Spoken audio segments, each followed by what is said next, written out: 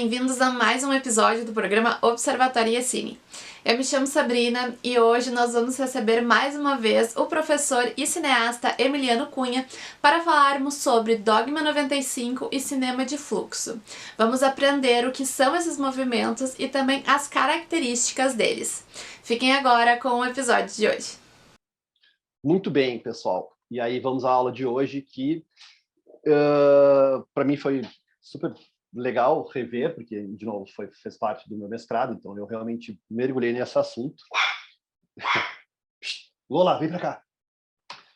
E é a primeira vez, eu acho, que eu vou falar... Ai, meu Deus do céu. Que eu vou falar de dogma e de fluxo junto. Né? E fluxo a gente vai meio que incorporar o contemporâneo. Então, é a primeira vez que eu vou falar os dois juntos e eu, quando estava montando a aula, eu achei interessante falar sobre os dois, por mais que esteticamente eles tenham tremendas divergências, mas talvez ambos sejam resultado de novo, um contexto estético, cinematográfico e histórico. E aí vamos chegar nisso. Então está aqui, Dogma 95 e cima de fluxo, tentativas de aproximação. Bom, a gente tem uma coisa bem importante na década de 80, que está representada por esse filme aqui, principalmente, que é a ameaça, a dita ameaça de morte do... Cadê você? Aqui. Do cinema, né? Para quem não assistiu, tem várias das entrevistas desse filme no YouTube. E aí, ali como a Andressa colocou, esse filme é do Wim Wenders, feito no Festival de Cannes de 82.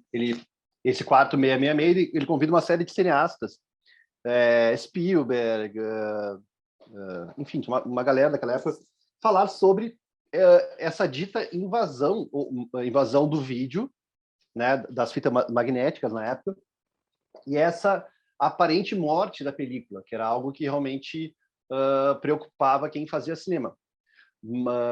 E aí o Gustavo Polidoro, quando teve aqui o Fronteiras do Pensamento, e o Wim Wenders veio falar, ele convidou o Wim Wenders para fazer o curta De Volta ao Quarto 666, em que o Wim Wenders fala justamente 20 anos depois, pouco mais de 20 anos depois, sobre o que será do cinema agora a partir do digital. Se lá a ameaça era o magnético, então, né, nos anos 2000, 2010, acho que foi ali, a ameaça era o digital. E, como a gente viu até hoje, o cinema sempre se reinventou. E até a gente pode depois debater um pouco como é que o cinema vai se reinventar a partir do streaming, porque é uma outra forma de se pensar o cinema. Mas, enfim, a ameaça dessa tal morte do cinema existia pela questão do da fita magnética, do vídeo, né, do home video, dos fechamentos das salas de cinema, né, de rua, a abertura de grandes complexos em shopping centers, por exemplo, como é até hoje.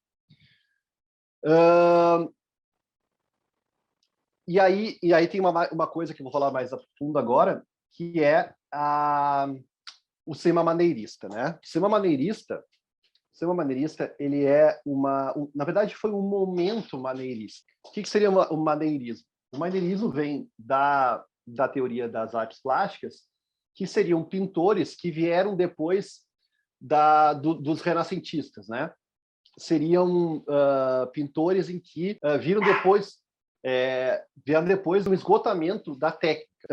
Então, os maneiristas vieram depois em que a forma de expressão, em tese, mais bela, mais bem acabada, que seriam os renascentistas, havia terminado. Então, eles vieram depois. Eles vieram para rebuscar o que já estava pronto. Eles vieram para aumentar, para hiperestilizar o que já estava feito de melhor. Né? Havia uma série de artistas, de obras, em que representavam o que há de mais perfeito, entre aspas, da técnica. E os maneiristas, então, o que eles fizeram? Pegaram o que havia melhor de composição, de traço, de técnica, e hiperestilizaram.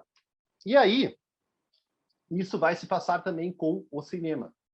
Tá? O cinema maneirista, ele vem ali, ele tem esse momento maneirista na década de 70 e 80, principalmente, com nomes que a gente pode pensar aqui, mas tem outros também, em que são cineastas em que cresceram estudando, vendo cinéfilos por um cinema clássico muito bem desenvolvido, com uma técnica muito bem desenvolvida,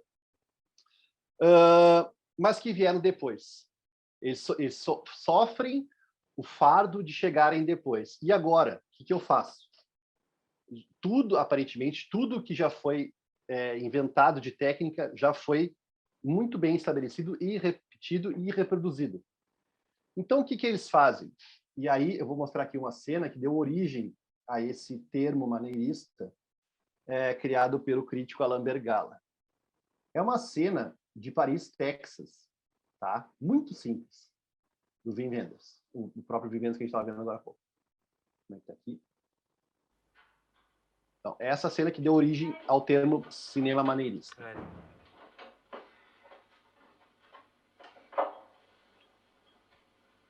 Can I tell you something?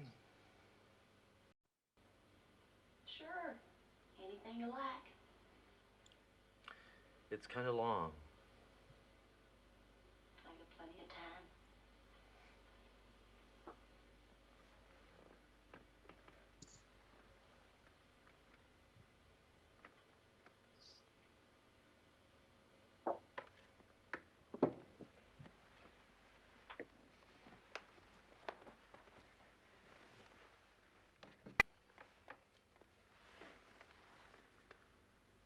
I knew these people.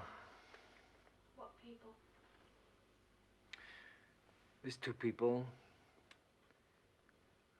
They were in love with each other.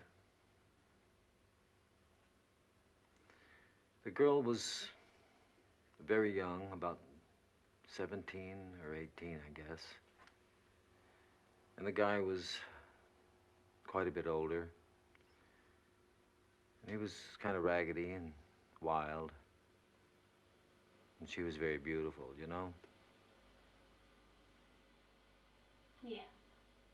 And together they turned everything into a kind of an adventure. And she liked that. Just an ordinary trip down to the grocery store was full of adventure. And they were always laughing at stupid things. He liked to make her laugh. And they didn't much care for anything else because all they wanted to do was be with each other. They were always together. Sounds like they were very happy. Yes, they were. They were real happy. And he... Muito bem.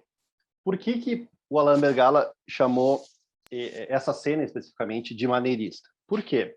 O que nós temos ali? Basicamente, nós temos um plano contra plano, que é a ferramenta mais básica das básicas do cinema clássico. Mas como é que o Wim Wenders resolve filmar? Ele coloca um peep show, né? Então, alguém vendo outro sem ser visto. Ele coloca os personagens entre essa parede de vidro, aí ele faz um traveling, aí ele vira de costas. É tudo muito hiper estilizado para algo que já foi milhões de vezes feito de uma maneira muito mais simples e talvez mais eficaz, por mais que a gente nunca use esse termo para uma obra artística.